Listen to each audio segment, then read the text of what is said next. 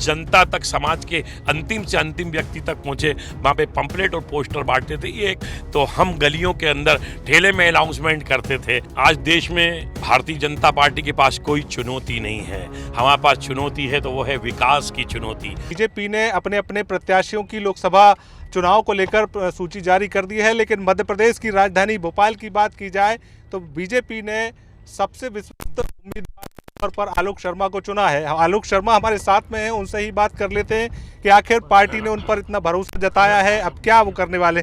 Sir, एक तो पहली बात, आपको उम्मीदवार बनाया गया है, बहुत बहुत आपको बधाई हो। Thank you. अब क्या सर, किस तरीके से देखें सर, चुनाव आपको पार्टी लड़ा रही है, आपको उम्मीदवार बनाया है, आप पर भरोसा जताया है सर? देखिए, सर्वप्रथम तो मैं देश के यशस्वी प्रधानमंत्री आदरणीय नरेंद्र मोदी जी का, भारतीय जनता पार्टी के यशस्वी राष्ट्रीय अध्यक्ष आदरणीय जगत प्रकाश नड्डा जी का, भारत के लोकप्रिय गृह मंत्री आदरणीय अमित शाह जी का, भारतीय जनता पार्टी के यशस्वी प्रदेश अध्यक्ष विष्णुदत्त शर्मा जी का, भारतीय जनता पार्टी के संगठन महामंत्री हितानंद शर्मा जी का और भारतीय जनता पार्टी के वरिष्ठ नेता प्रदेश के पूर्व मुख्यमंत्री शिवराज सिंह चौहान जी सहित प्रदेश और देश के हमारे संगठन का आभार व्यक्त करना चाहता हूं, जिन्होंने एक भोपाल लोकसभा क्षेत्र के लिए मुझे टिकट दिया है। और ये जो टिकट दिया है, ये टिकट एक ज़मीन से जुड़े हुए कार्यकर्ता को उन्होंने टिकट पार्टी नेतृत्व ने दिया है। ये सम्मान जो मुझे दिया है, ये भारतीय जनता पार्टी के वार्ड अध्यक्ष के रूप में मैंने राजनीति में काम करना प्रारंभ किया था। ये सम्मान भारतीय जनता पार्टी के एक वार्ड अध्यक्ष का सम्मान है। ये सम्मान गली और मोहल्ले में मतदाता पर्ची बांटने वाले कार्यकर्ता का सम्मान है। ये सम्मान जब मध्य प्रदेश में भारतीय जनता पार्टी की सरकार नहीं हुआ करती थी, पूरे देश में प्रदेश में कांग्रेस की सरकार हुआ करती थी, तो हम गलियों के अंदर ठेले में अनाउंसमेंट करते थे, तांगे में अनाउंसमेंट करते थे, टेम्पो और जीप के अंदर अनाउंसमेंट करते थे, गली गली के अंदर हम लोग कमल का फूल बनाते थे, गली गली के अंदर भारतीय जनता पार्टी की विचारधारा जनता तक, समाज के अंतिम से अंतिम व्यक्ति तक पहुंचे, वहाँ पे पंपलेट और पोस्टर बांटते थे। ये एक जमीन से जुड़े हुए कार्यकर्ता का सम्मान किया। इसके लिए मैं देश और प्रदेश के नेतृत्व का आभार व्यक्त करता हूँ। लोकसभा चुनाव है, लोकसभा चुनाव में चुनौती क्या देखते हैं, क्योंकि आपकी जो काम करने का तरीका है, आपने जिस तरीके से महापौर रहते हुए काम किया है, उसका लाभ आपको भले ही मिलेगा, लेकिन और क्या चुनौती देख रहे हैं आप सर?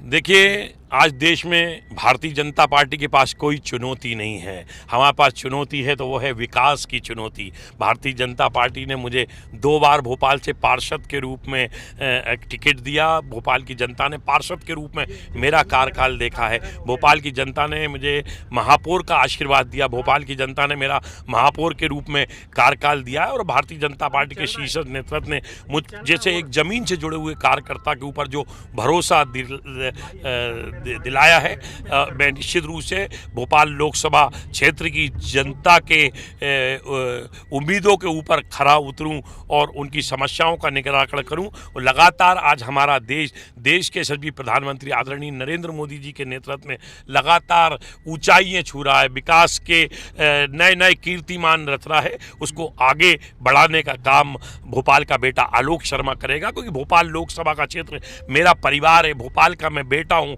यहाँ की ज़मीन, यहाँ मेरा जन्म हुआ, यहाँ की गलियों में खेल कूद करके बड़ा हुआ हूँ। भोपाल को लेकर मैं भोपाल के डेवलपमेंट को लेकर मैं एक रोड मैप बनाने वाला हूँ। हमारा आने वाले समय के अंदर प्रधानमंत्री नरेंद्र मोदी जी की जिस प्रकार की मंशा है, उस हिसाब से हमारे भोपाल का विकास किस प्रकार से और है, केंद्र सरकार की योजनाएं जो चल रही हैं उनको लेकर आएंगे, जनता से संवाद करेंगे और जनता से संवाद करके बहुत ही जल्दी हम भोपाल का चुनावी मैनिफेस्टो भी लेकर आएंगे, जिसमें कि आने वाले समय में हमारा भोपाल स्मार्ट भोपाल तो हो ही गया है, हम इस भोपाल को लगातार आगे बढ़ाने का कार्य करेंगे। किस तरीके की रणनीति इस बार चुनाव में देखने को मिलेगी, क्योंकि बड़े ही अंदाज आपके अलग हैं, काम करने का तरीके अलग हैं और तरीके के साथ में लोगों से मेलजोल करने का भी तरीका अलग है आपका? निश्चित रूप से हम जनता का सीधा संवाद करेंगे, जनता के साथ एक जनप्रतिनिधि की भूमिका कैसी होना चाहिए, एक उनका सांसद कैसा होना चाहिए, जनता की भावनाओं के अनुसार हम काम करेंगे। आज मोदी सरकार की गारंटी है, आज मोदी जी ने अगर कुछ बोल दिया है तो देश की जनता उनको बड़ी आशा भरी निगाहों से देख रही है। और मैं समझता हूँ कि इस बार भोपाल सीट भी हम लाखों मतों से जीतेंगे और भोपाल में कमल का फूल खिलेगा और भारतीय जनता पार्टी मध्य प्रदेश की 29 लोकसभा सीटों के ऊपर विजय श्री का वरण करेगी।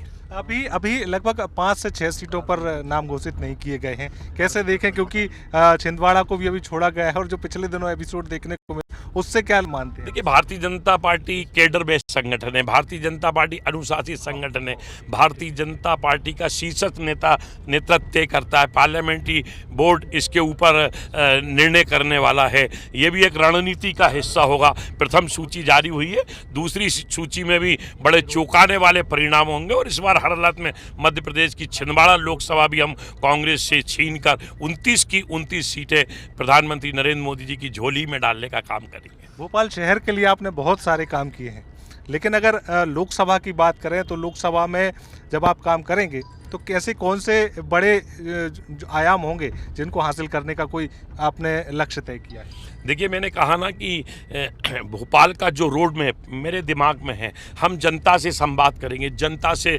चर्चा करने के बाद आज आज़ादी के 75 वर्ष से अधिक का समय हो गया है, लगातार भोपाल स्मार्ट सिटी बन रहा है, हेरिटेज सिटी में हमारी सरकार ले गई, डिजिटल सिटी की तरफ हम लोग बढ़े हैं, ग्लोबल सिटी की तरफ हम लोग बढ़े हैं। आने वाला जो रोड मैप होगा विकास का, वो भोपाल की जनता की भावनाओं के अनुरूप होगा। जनता से हम सीधा संवाद करेंगे। हम महापौर रहते हुए हम भोपाल की चौपाल लगाते थे और निश्चित रूप से इस बार सांसद की भी चौपाल भोपाल में लगे, ऐसा मेरा प्रयास है, क्योंकि जनता से हम सीधे जुड़े रहें और भोपाल में जनता क्या चाहती है। लगातार हमारा भोपाल बढ़ रहा है और भोपाल में आज कई विकास के काम की आवश्यकता है।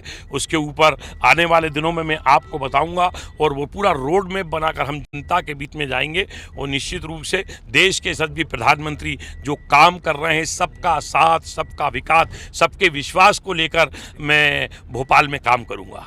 बहुत सारे नाम इस सूची में जारी किए गए हैं। पूर्व मुख्यमंत्री शिवराज सिंह चौहान का भी नाम विदिशा से है, कैसे देख रहे हैं, क्योंकि मुख्यमंत्री रहते हुए आपने महापौर के तौर पर उनके साथ में काम किया है। अब जब सांसद का चुनाव लड़ेंगे, एक सीट से वो लड़ेंगे, आप लड़ेंगे, तो कैसा वो समय होगा सर?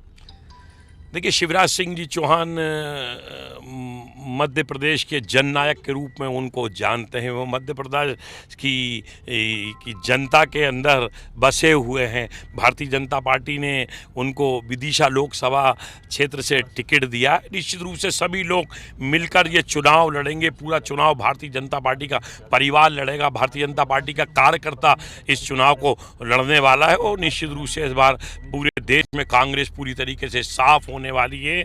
इस बार हमारा संकल्प है, अब की बार 400, अब की बार मोदी सरकार। इस अभी हम जनता के बीच में गए, लाभार्थी संपर्क हमने किया है। जिन लाभार्थियों को देश के भारतीय जनता पार्टी की नरेंद्र मोदी जी की सरकार में जो हितग्राहियों को, लाभार्थियों को योजना लाभ मिला है, उनसे भी हम सीधा संवाद कर रहे हैं, सीधा उनसे भी संपर्क। भारतीय जनता पार्टी 3 जोड़कर एक उनको जोड़ने का काम कर रहा हूँ। निश्चित रूप से मैं ये कह सकता हूँ कि इस बार देश में स्पष्ट बहुमत के साथ 4 से अधिक सीटें भारतीय जनता पार्टी को मिलने वाली है और पूरे मध्य प्रदेश में 29 सीटें कमल का फूल खिलने वाला है। आपके प्रतिद्वंदी के तौर पर कांग्रेस अगर उम्मीदवारों की बात करें तो अभी बहुत सारे नाम जो है सामने आए हैं, चाहे हम पीसी शर्मा की बात करें या फिर हम संजीव सक्सेना की बात करें या अन्य नामों की, श्याम श्रीवास्तव की बात करें, जितेंद्र सिंह की बात करें, तो बहुत सारे नाम सामने आ रहे हैं। आप किन इन संभावितों में से किन को प्रतिद्वंदी के तौर पर ज़्यादा कठिन मानते हैं? नहीं, कांग्रेस ही हमारी प्रतिद्वंदी, जो भी आएगा सामने मुकाबला होगा। जनता सब कांग्रेस से पूरी तरीके से देश से इस चुनाव में साफ होने वाली है। मध्य प्रदेश में एक सीट कांग्रेस को नहीं मिलने वाली है।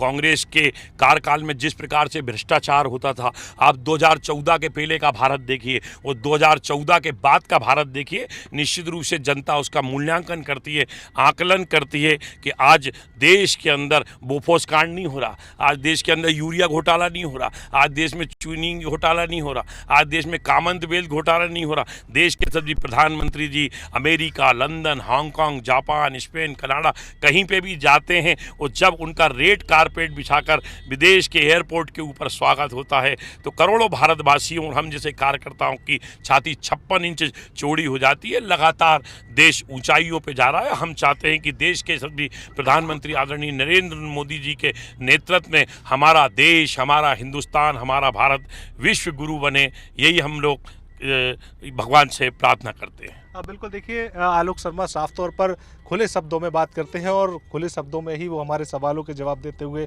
नजर आए हैं। तो ये जरूर कहा जा सकता है कि आलोक शर्मा मध्य प्रदेश की राजधानी भोपाल से लोकसभा के प्रत्याशी बीजेपी की ओर से बनाए गए हैं और चुनाव जो है वो बहुत ही अलग ही रणनीति के साथ में वो लड़ने वाले हैं। तो ऐसे में कड़ी चुनौती कांग्रेस को भोपाल सीट पर मिलने वाली है और कांग्रेस जैसे ही अपना प्रत्याशी घोषित करेगी उसके बाद से ही चुनावी प्रतिद्वंद्विता शुरू हो जाएगी। कैमरा पर्सन विनीत श्रीवास के साथ दुष्यंत पारासर, IBC 24 भोपाल।